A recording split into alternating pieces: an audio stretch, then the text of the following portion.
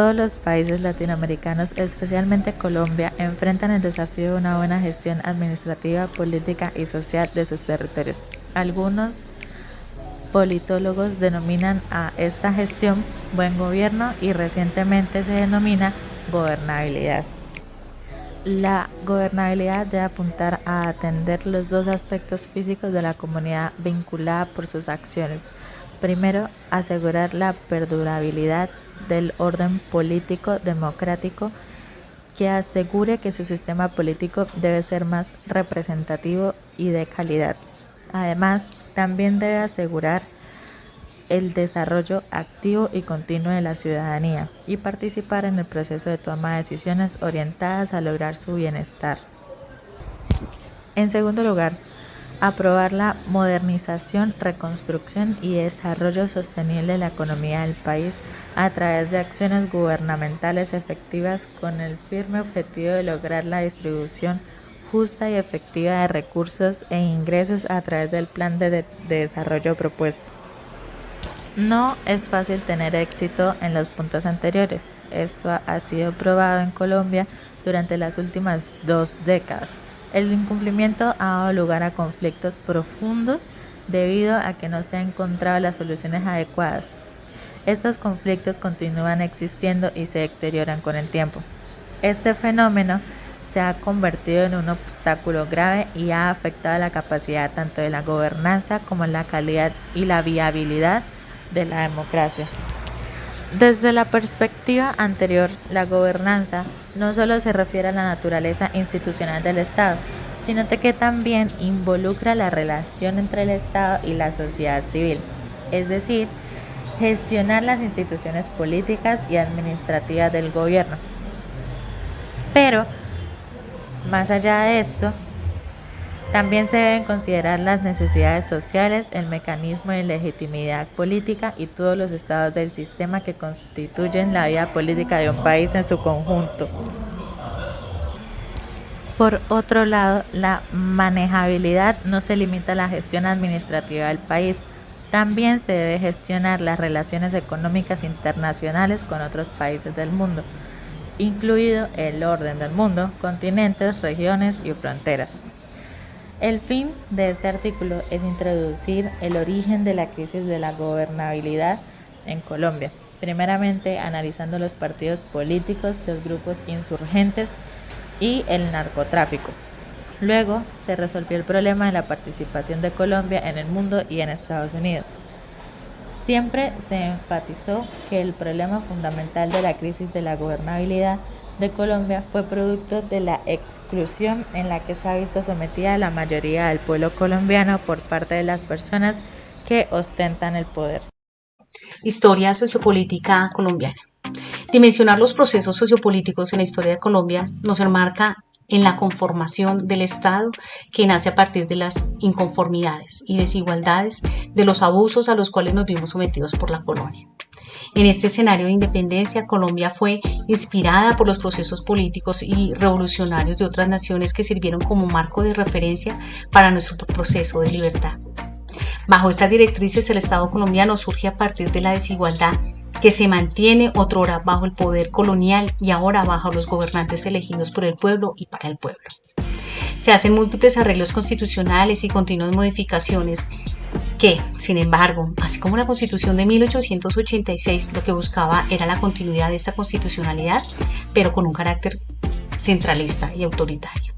El pueblo colombiano sigue siendo el lastre de todas las injusticias legales e ilegales y en ese escenario, para la época de los años 60 aproximadamente, surgen los grupos alzados en armas que supuestamente buscan defender los derechos del pueblo, pero que sin embargo se vieron involucrados en dinámicas tradicionalistas del ejército, del poder perpetuado y hasta favoreciendo las lógicas de las élites económicas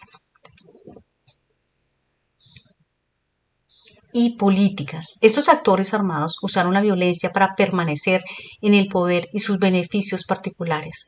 Así es como en Colombia la guerra ha sido una forma de hacer política en otros medios.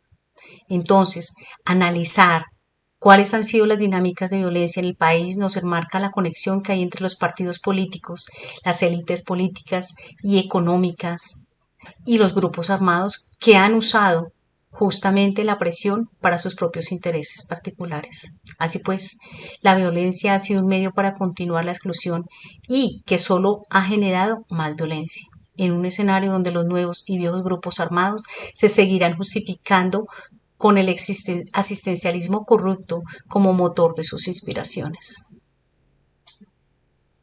Haber nacido en un país donde no hemos conocido un día de paz nos ha llevado a buscar justamente el fin de este.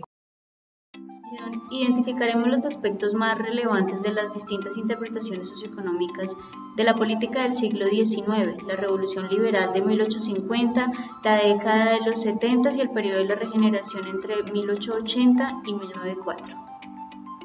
La separación de Quito y Venezuela se produjo principalmente por esa ineficacia de unir al país entero. No existían rutas de transportes, tampoco rutas comerciales, y no se permitió entonces estructurar la economía a nivel nacional. No había un mercado nacional, sino pequeños mercados locales. Imposibilitaba la unión política. Entonces los líderes de Quito y Venezuela desearon el control absoluto de sus regiones, dando fin al sueño de Simón Bolívar de unificación panamericana.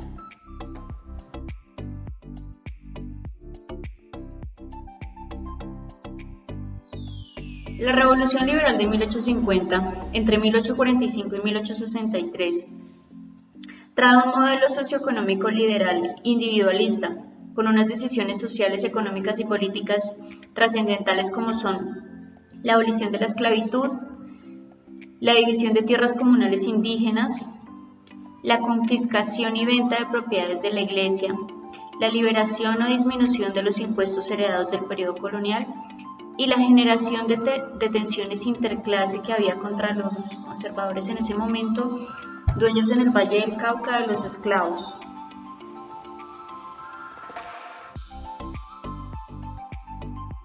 El general Tomás Cipriano de Mosquera, 1845-1849, se pronunciaron fuertes cambios económicos en el país. El monopolio estatal del tabaco fue dado en arrendamiento a compañías privadas y hubo una considerable rebaja arancelaria. Se abolieron muchos impuestos coloniales, se aperturó la economía colombiana hacia el exterior y se realizó la transición a un libre mercado de tierras y de mano de obra por parte del sector privado.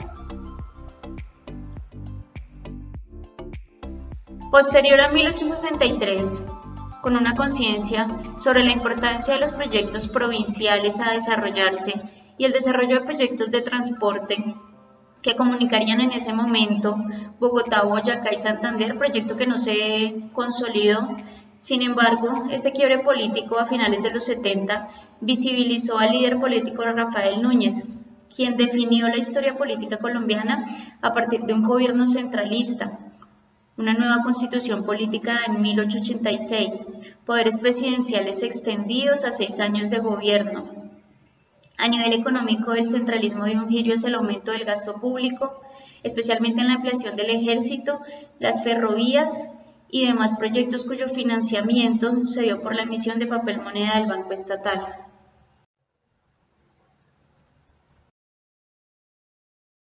De las diferentes interpretaciones sobre dicha época histórica, especialmente en los campos políticos y económicos, se presentaron avances importantes en lo social, en los campos de la educación con la creación de la Universidad Nacional en 1867, siendo la universidad pública más grande del país y a la que millones de colombianos soñamos ingresar. Regeneración, 1880-1904.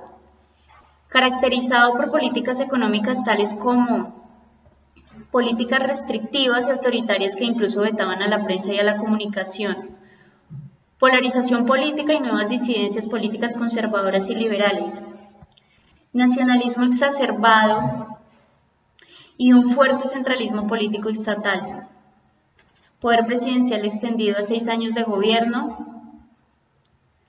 Y nos encontramos con características económicas tales como el aumento del gasto público.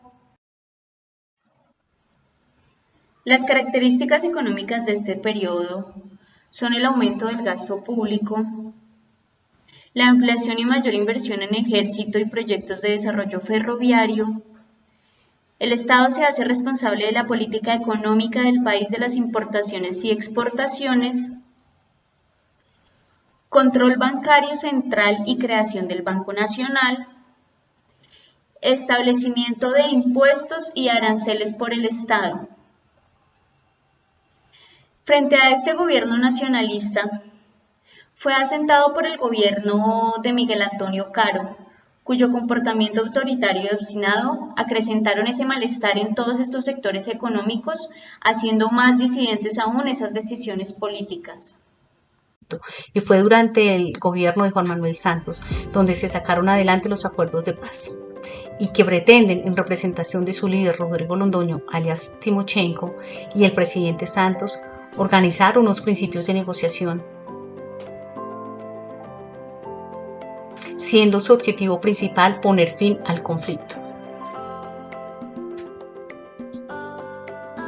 Se inicia bajo la fase de confidencialidad y el establecimiento de condiciones donde se aclare que nada está acordado hasta que todo esté acordado y que se iba a negociar aún sin cesar el conflicto. La agenda que se acordó fue la siguiente: política de desarrollo agrario, participación política, fin del conflicto, derechos de las víctimas, donde se enmarca un sistema de verdad, justicia, reparación y garantías de no repetición, la implementación de estos acuerdos al día de hoy y la implementación de los acuerdos en entredicho están en veremos la reforma rural integral, así como el Programa Nacional de Sustitución de Cultivos de Uso Ilícito. En el panorama de la participación política aumentan el número de líderes y lideresas asesinadas y el partido de las FARC parece al borde del colapso por sus dinámicas internas, así como la estructura del sistema electoral de la sociedad civil dependen de darle respaldo a los acuerdos y exigir su implementación. No hay justicia social sin lucha social y los acuerdos y su futuro se definirán en su implementación.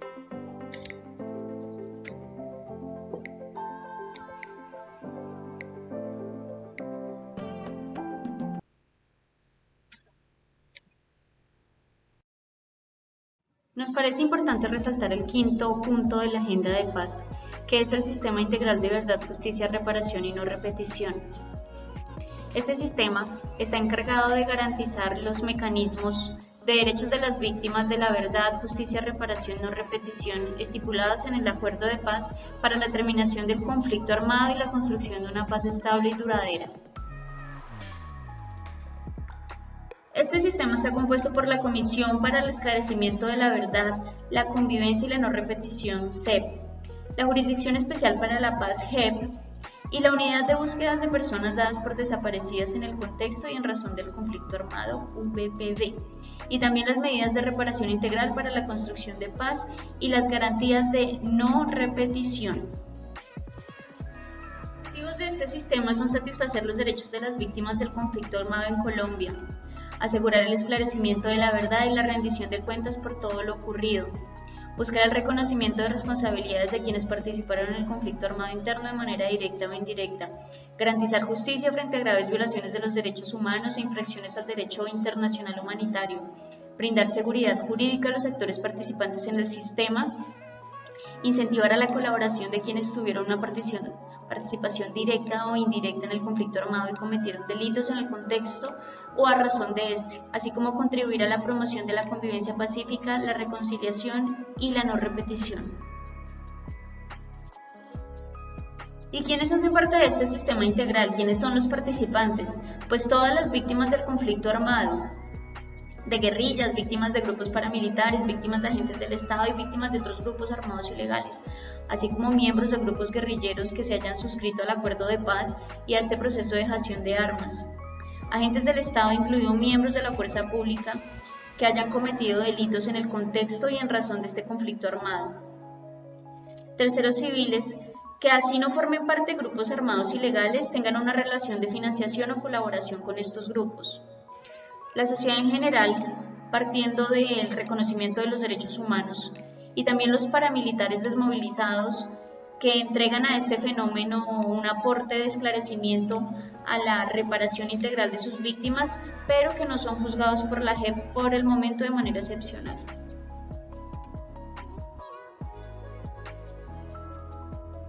Acabo este desarrollo del sistema integral. Mecanismos que inician, por ejemplo, con el de la Comisión de la Verdad. Es un ente público autónomo y cuya misión es escuchar y comprender sin juzgar. Busca la verdad de todo lo ocurrido en el marco del conflicto armado interno y a la contribución del esclarecimiento de las violaciones cometidas en el mismo. La Comisión de la Verdad trabajará durante 3 años, siendo este año el cumplimiento de términos. Está conformado por 11 comisionados, que uno de ellos preside la entidad. También tiene 11 equipos de coordinación de procesos, dirección de investigación y gestión de conocimiento, como también dirección de territorios. Los mecanismos de la JEP. Es un ente autónomo y de carácter judicial. Investiga y juzga de forma obligatoria a excombatientes de las FARC y miembros de la fuerza pública que hayan sido procesados o vinculados a delitos relacionados con el conflicto armado. Tiene una duración de mandato de 15 años prorrogables a 20 años como máximo y tiene 3 salas de justicia, el Tribunal de Paz integrado por 4 secciones, la Unidad de Investigación y Acusación y la Secretaría Ejecutiva. Los mecanismos de la VPD, que es una entidad del Estado de carácter extrajudicial y humanitaria autónoma e independiente, encargada de la búsqueda y localización de personas dadas por desaparecidas en el contexto y en razón del conflicto armado, con un periodo de 20 años prorrogables, es decir, se puede extender un poco más, a cargo de la directora general, quien es asesorada por un consejo asesor integrado por parte del presidente de la Comisión de Esclarecimiento de la Verdad, altos funcionarios del Gobierno Nacional y el director de la INMLCF, delegados de la Mesa Nacional de Víctimas, delegados de organizaciones de familiares de víctimas de desaparición forzada y de secuestro y un delegado de organizaciones civiles con especialidad técnico forense.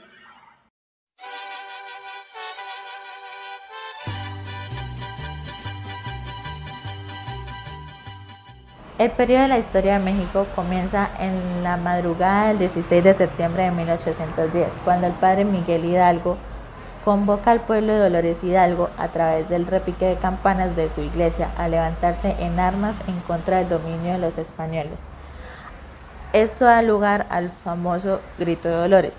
Este acto termina el 27 de septiembre de 1821, 11 años después, con la entrada triunfante del ejército trigarante encabezado por Agustín de Iturbide y Vicente Guerrero a una jubilosa Ciudad de México.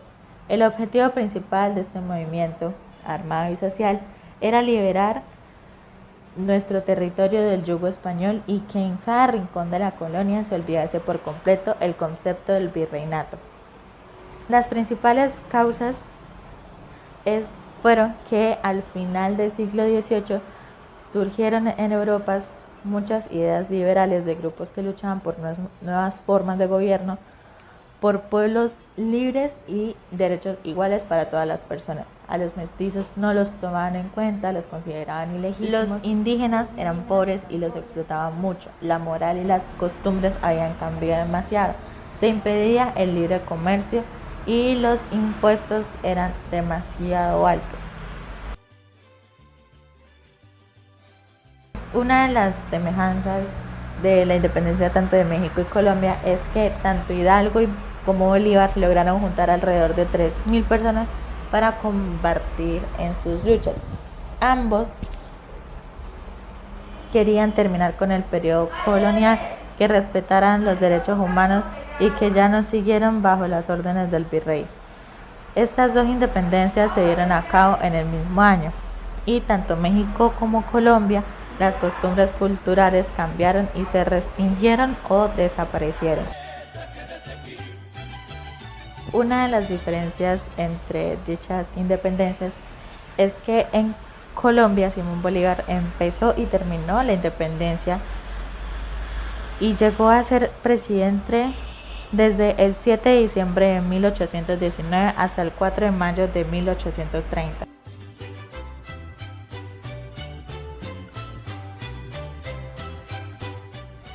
El grito de independencia de México se llama el Grito de Dolores y el grito de independencia de Colombia se llama Grito o Reyerta del 20 de julio.